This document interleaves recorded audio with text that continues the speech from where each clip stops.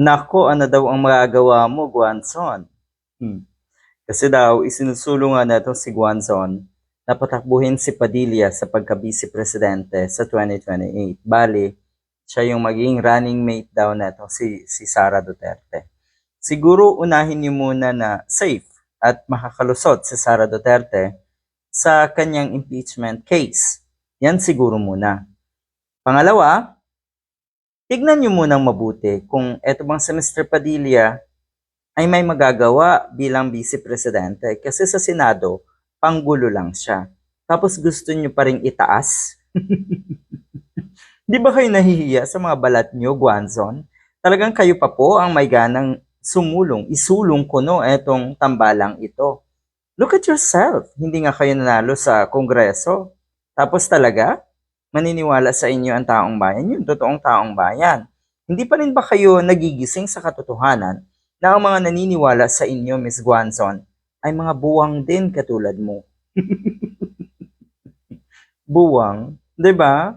Tapos ano, ikaw yung mabuti? Tapos ano, ikaw yung magwawala? Tapos sasabihin mo, katapangan yun? Gago. Hindi katapangan yan. Kaduwagan yan. Na akala mo talaga, powerful at untouchable kayo. Of course not. Sa panahon ngayon, ngayon pa na kayo yung kumukontra sa gobyerno natin, you stand yourself na akala nyo kayo ay most or powerful and untouchable. Ngayon pa, sana kasi sinanamantalan nyo na nung pagkakataon na si Duterte ay presidente pa.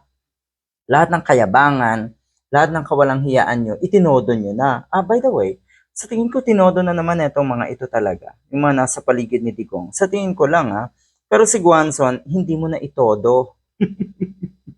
Kaya eto ka ngayon. Oh, ayan. Anong sinasabi ng mga kababayan natin? Oh, eto daw yun eh. Eto daw. Etong tatlo daw na ito isang may sayad, isang buwang, at isang bobo at tanga na mayabang pa. So kayo yan. Tapos ano, eto na yung dapat hangaan? Sabihin na natin, mga bobo tanga. Okay lang sana eh. Pero walang mga leader material etong mga ito. Ni katiting. Saan mo man tignang ang gulo, wala.